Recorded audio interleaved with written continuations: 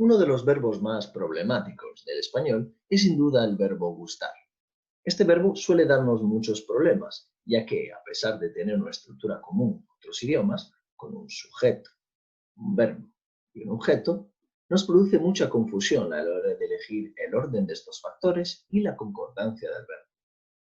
Para entender cómo funciona el verbo gustar, hay que tener en cuenta tres aspectos. El primero es el que podríamos llamar movimiento. El verbo gustar, de hecho, funciona como cualquier otra acción. Sin embargo, si en inglés este movimiento se produce como cualquier otro verbo transitivo, es decir, del sujeto al objeto, como la frase she likes you, en español este movimiento es inverso, ya que no diremos ella gusta tú, sino tú le gustas a ella. En ambos casos es ella la que siente la emoción de gustar, pero el movimiento se produce desde el objeto hacia el sujeto. Este es un factor fundamental, ya que, como veréis, es el objeto el condicionante del verbo, que concordará en segunda persona singular. El segundo factor está relacionado con el orden, que suele darnos mucho dolor de cabeza. A pesar de que el movimiento sea inverso, sabemos desde que empezamos a estudiar este verbo que en realidad el punto 1, a ella, podemos emitirlo, ya que esta es una repetición del le que encontramos al lado del verbo.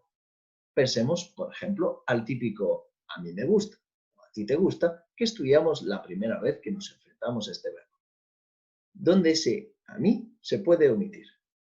A partir de este razonamiento llegamos a la conclusión entonces que el orden natural de este verbo es 3, 1, 2. Objeto, persona, verbo. El número 1 podrá cambiar de persona así que el 3, o sea el objeto, y el 2, o sea el verbo, cambien. Además de este orden, tenemos una segunda posibilidad, el orden 1, 2, 3, exactamente como en inglés. Pero ojo, el movimiento siempre será del objeto hacia la persona, con lo cual 2 y 3 no cambiarán y 1 tendrá que seguir siendo a ella, o a mí, o a ti. En este caso también podemos omitir el 1, ya que en realidad lo encontramos justo después. Este orden quedaría entonces en le gustas tú. Pasemos ahora al último factor, el objeto, ya que es el condicionante de la concordancia con el verbo.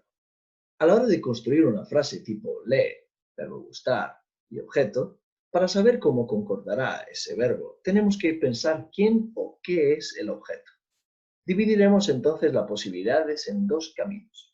Si el objeto es una persona, simplemente tenemos que concordar el verbo con la persona adecuada. Si el objeto es yo, entonces será gusto.